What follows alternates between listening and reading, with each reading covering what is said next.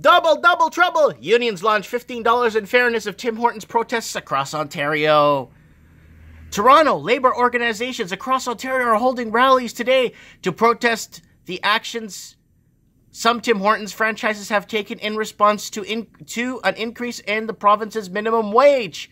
Since the rate rose $14 an hour January 1st, several franchises have announced they're reducing the employee benefit and eliminating paid breaks. They say doing so is necessary measure to help offset the added cost of minimum wage increase. Lots of people upset here.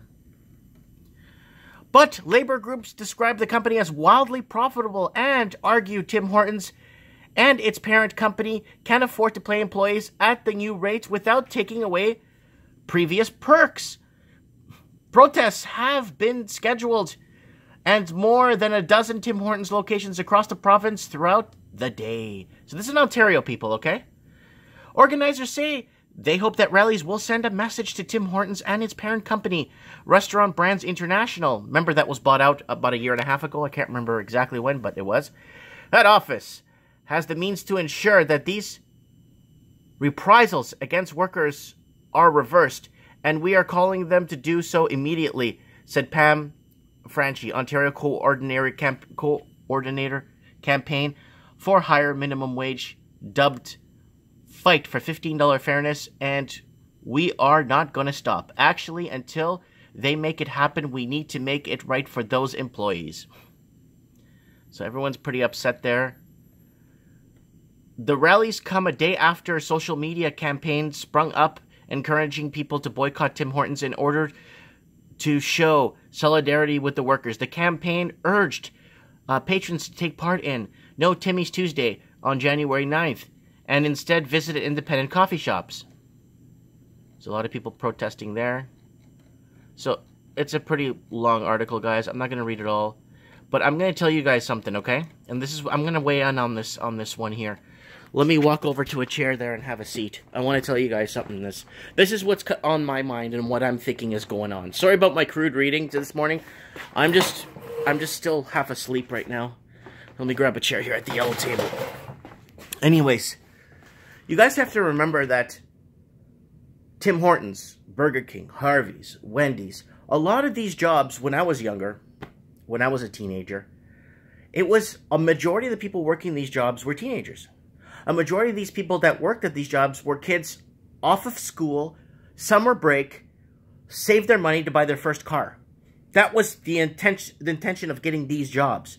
Now people are getting these jobs, hoping to get these high wages, hoping to, make more than, what the company could afford to pay. I think that's a right way to put it. Because a lot of these jobs, a lot of these people working in these jobs now are college grads. A lot of them bought into this whole student loan thing, which I think was a disaster.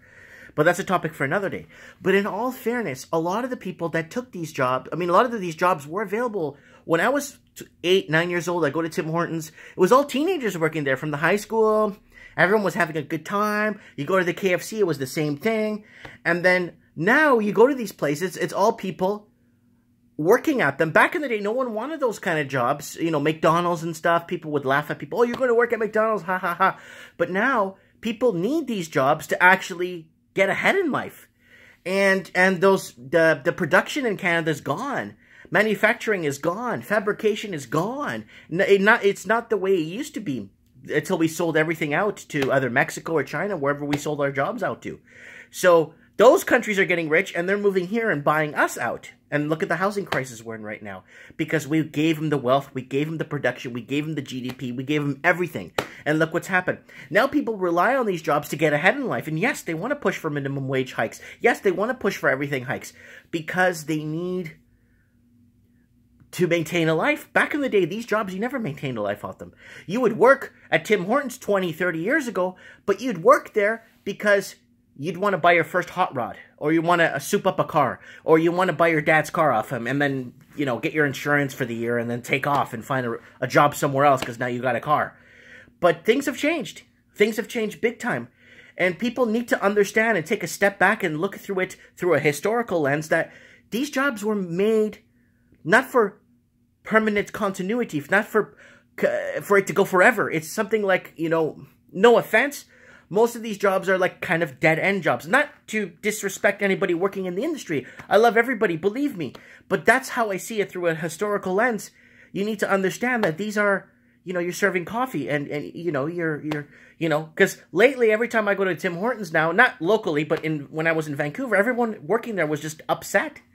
No one was happy, you know, and it's like, wow, it's like because people depend on these jobs. And why are people, you know, especially people with higher levels of education, they should be working in those levels, working in those jobs.